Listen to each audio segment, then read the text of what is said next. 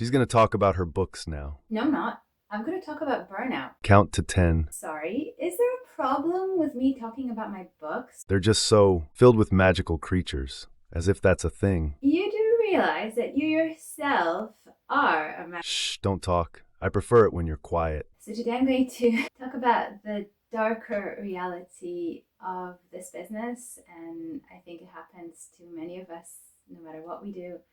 I just had a burnout, and it all started well.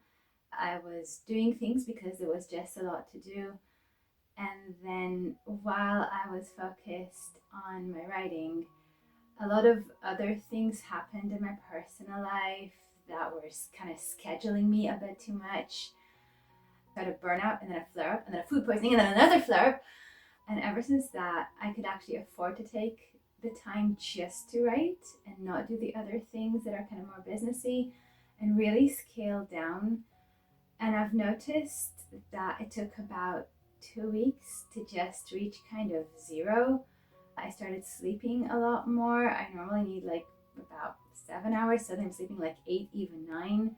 Last night I slept 7 and I'm wrecked. My body's just so depleted from what happened. And I just am taking it slow. So I do physical exercise and I sleep and I write. In the last week, I've been kind of every day feeling like my battery's filling up a little bit.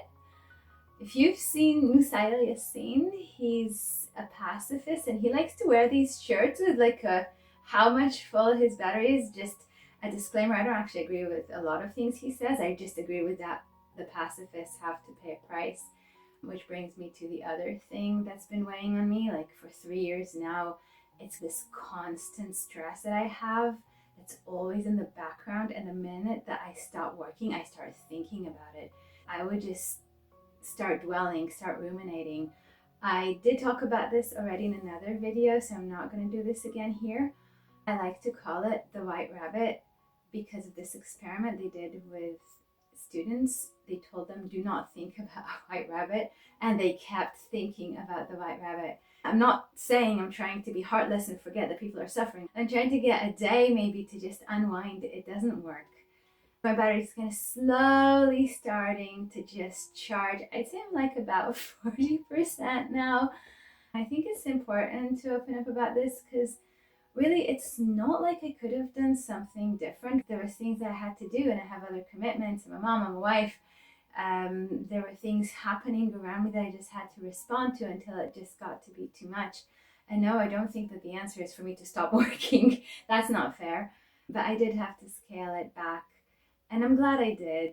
I am currently reading classical literature because that also calms me down. Because usually, because I'm a self-published author, I like to research. And generally speaking, I think books and movies nowadays are very targeted and getting you very emotional, especially the self-published ones that I research. They just like spike my nervous system, not to mention some of the scenes. So yeah, I needed to kind of just relax. I'll get my Kindle. So I hope I'm pronouncing this right. Elizabeth von Arnim. She wrote in the 20s. This is The Princess Priscilla's Fortnight. It's satire. It's about this princess who runs away and tries to be a farmer. And before that, I read a more popular book by her, An Enchanted April. And that was about 4 women going off on vacation to kind of escape how sad they were in their lives. And one of them even says like, we're so sad, it's proof that we were so good. And then when they're on vacation, they discover their happiness and the new energy for life. They kind of become vital again. Maybe I should do that. My plan for the rest of the day, I have just done some catch-up work. Earlier this week, I read the final advanced review copy after editorial of A Court of Hidden Magic, which is the finale of the Fae series. And I'll talk about that a bit more towards the date. It releases in September. And then this morning, I don't know what it was. I woke up and I suddenly had this kind of inspiration, and I just randomly wrote a chapter 1 for book 1 that was completely not planned. I have no idea where I'm going with this. But I really want to know where that one goes. I do come back to things. I did funny fairy tales that way. And then, let's see, what else did I do? I had to do the formatting for A Court of Hidden Magic and upload to everything so that everything is done, dusted, release is scheduled. And then I got stuck. This is one of the things that keep happening. Like, I have a task that takes 15 minutes tops. This one was supposed to take 5. And then I noticed that something was wrong and I started fixing it, and that took 2 hours. So I'm a little bit pissed off because I was already supposed to go for my run, which is the next thing I'm doing, which is kind of funny because I ran out of time. I said, okay, now is the time to film the video. And I don't know if you can appreciate the amount of makeup I have to wear so that the camera actually sees me on YouTube. None of this is waterproof. So yeah, people are going to be looking at me and it's gonna be embarrassing. But hey, it's healthy, so we'll do this. And then I'll wash my, oh my goodness, I actually took care of this hair before going on the camera and it's already fluffed. I'm working with ChatGPT to track everything since the burnout happened. I'm raw vegan, like 95%. I hardly eat anything cooked. I don't even remember what bread tastes like. I do a juice fast once a week. I do physiotherapy twice a month. I have existing conditions. I have injuries that I have to deal with. I sometimes feel that the medical system's been quite neglectful. So yeah, I'm kind of tracking all of that so that when I do come to the doctor, I will like have a proper ready-made document and have it checked that I did not forget anything.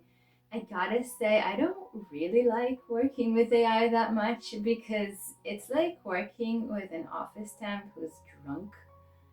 No, that's not what I asked for. No, really, it's not what I asked for. No, I'm gonna do this manually now. Okay, I did it in half the time.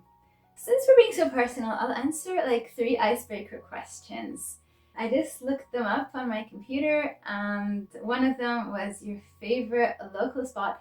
It's not completely local, but I have a sweet spot for Connick Hill, which is in the Highlands, and I like to go up there because when you're on that hill, it's like you see the loch with all the crannochs. Crannochs are small man-made islands, like ancient, that have now overgrown. You see all the way to the sea and all the mountains around. It's like right at the beginning of the Highlands, so there's mountains behind you.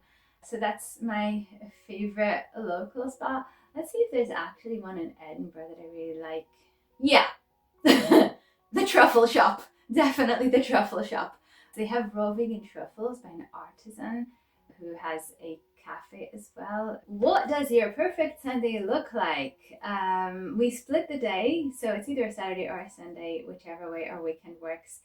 One does the morning, which is me, and then in the afternoon I get to just lay down with a book or call a friend, maybe take a nap, maybe just relax, do meditation and recharge a little bit from the week. What is one thing on your bucket list where there's something that I really, really want to do, which is to see the Northern Lights in Norway? I saw them once here, but we're in Edinburgh, okay? And there's like light pollution. My husband woke me up at like midnight because I go to sleep at 9. And he's like, you have to see this. I'm like, yeah, Northern Lights. And I come up. It's just like, it looks like a cloud. It's just white. But a lot of the pictures that you get of Northern Lights are because the camera is more sensitive to different layers of light than the human eye. I want to see like green and dancing, and so that's one thing on my to-do list. On a personal level, I would love to go back to studying aikido. I don't know if that's reasonable because, quite frankly, like if I'm that depleted and have all these injuries, I don't know if I am allowed to do martial arts. But I think maybe because I see martial arts more of a spiritual teaching and not just like the boom boom, which is why I stopped karate after 3 years when I was like really young, and I wanted to switch to something that is more about motion. And aikido is kind of, I was just fascinated with it. I still am. I did it for a year and I really want to go back, so hopefully that'll be possible at some point. Okay, had a bit of a personal video today. I hope you liked it, and I'll see you in the next video.